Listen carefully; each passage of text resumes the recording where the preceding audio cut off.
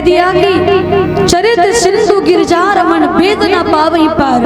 भोलेनाथ और पार्वती का चरित सिंधु तो अपार है, जिसका पार तो वेद भी नहीं पा सकते हैं। तो मैं तो एक तुलसीदास हूँ, उसमें भी मति मंद गवार मूर्ख हूँ, मुझे कुछ आता जाता नहीं है, तो मैं उनके चरित्रों का वर्णन कहाँ से कर पाऊंगा। लेकिन अंत में लिख दिया कि जो भी भगवान शंकर के विवाह को सुनेगा उनके 5 काम बनेंगे। सुन लीजिएगा ध्यान से।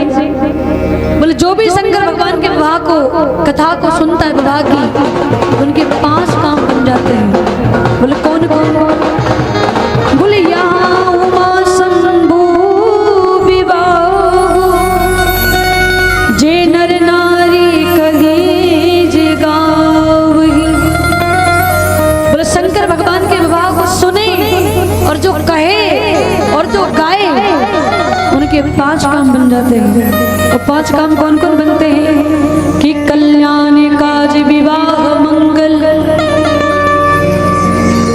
कथा सुनने से और गाने से कल्याण होता जीव का। काज रुके हुए काम उनके बन जाते हैं, जो बड़े प्रेम से श्रद्धा से भगवान की कथा को श्रवण करते हैं। कल्याण काज विवाह मंगल, जिनका विवाह नहीं हुआ उनका विवाह हो जाता है। वो जिनके जीवन में अमंगल रहता हो वो शिव शंकर भगवान के विवाह की कथा को सुन लेता है, उनके जीवन में फिर मंगल होने लगता है। वो 5वां सुख है, बोले सर्वदा सुख पावही। बोले सभी प्रकार का सुख भगवान शंकर की कथा सुनने मात्र से प्राप्त हो जाता है। कल्याण काज विवाह मंगल सर्वदा सुख पावई। 5 सुख हुए कि नहीं? तो भगवान शिव जी की कथा को गाने और सुनने से 5 चीजों की प्राप्ति होती है। जी महाराज ने बड़ा सुंदर भगवान शंकर का विवाह श्रवण पान कराया। रामचरितमानस में सबसे पहले विवाह भूत भवन भोलेनाथ और मैया पार्वती का हुआ। पार्वती कौन है?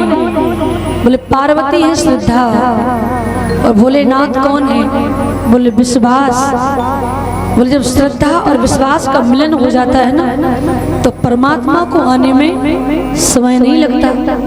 जब तक हमारा विश्वास जमता नहीं है, जब तक हमारी श्रद्धा भटकती रहती है, तब तक हमें परमात्मा की कृपा प्राप्त नहीं हो पाती है।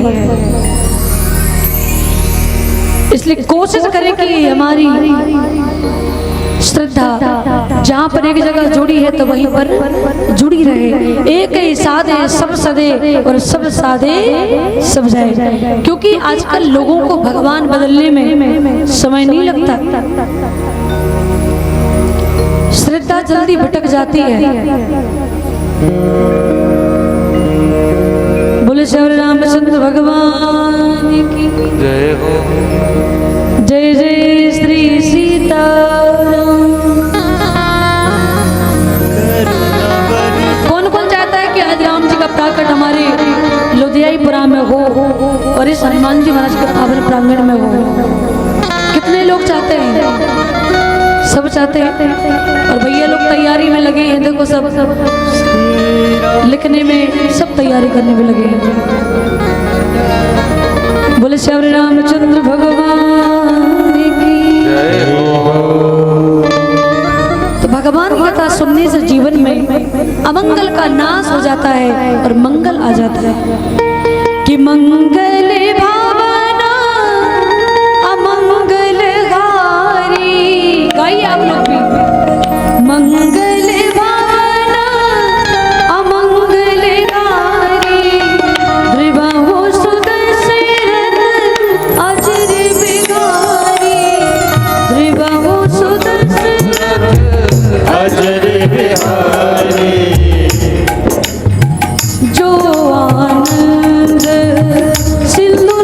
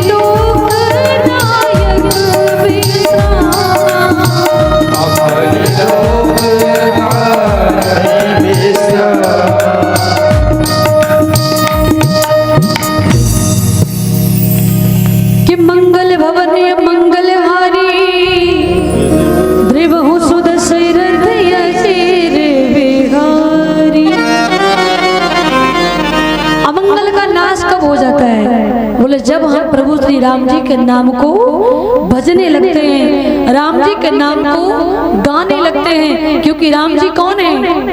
बोले आनंद के सिंधु हैं और सुख के धाम हैं। तो आनंद कहाँ मिलता है? बोले परमात्मा के भजन में और परमात्मा के सत्संग में और परमात्मा की कथा में। कहते हैं आराम की तलब है तो एक काम कर, आराम की शरण में और राम राम कर। तो राम जी कौन है? बोले जो आनंद सिंधु सुख राशि, जहाँ पर आनंद मिलता है हम उसको भूल कर बैठे हैं तो आनंद मिलेगा कहाँ से? जहाँ से हमें आनंद मिल सकता है, सुख मिल सकता है, उस परमात्मा को हम भूल करके बैठे हैं तो हमें वो सुख कहाँ से मिलेगा? वो आनंद हमें कहाँ से मिलेगा? कहा है भगवान के नाम, भगवान की कथा को गाने सुनने से जीव का कल्याण होता है। कहा है सुनत श्रवण पाई विश्राम। भगवान कथा सुनते ही जीव को विश्राम और आराम मिलने लगता है। लेकिन भाव से सुनिए, प्रेम से सुनिए, तब तो जाके सुख मिलेगा। और आप यदि कथा में आए, कथा पंडाल में बैठे और मनोरंजन का भाव लेकर के बैठेंगे तो आपको कथा में आनंद आएगा नहीं। कथा तो जब कौवा भी कहता ना राम कथा, तो कौवा के मुख से भी सुंदर लगती है। लंका में जब मैया जानकी जी का पता लगाने के लिए श्री हनुमान जी महाराज गए तो मैया जानकी जी को पहचानते नहीं थे। और मैया जानकी अशोक वृक्ष के नीचे शोक में बैठी थी, रो रही थी, रुदन कर रही थी।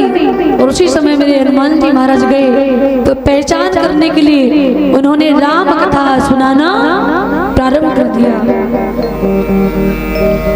जैसे किसी को पहचान करनी हो, मान लिया हमारे यजमान जी बैठे गोविंद सिंह भैया जी,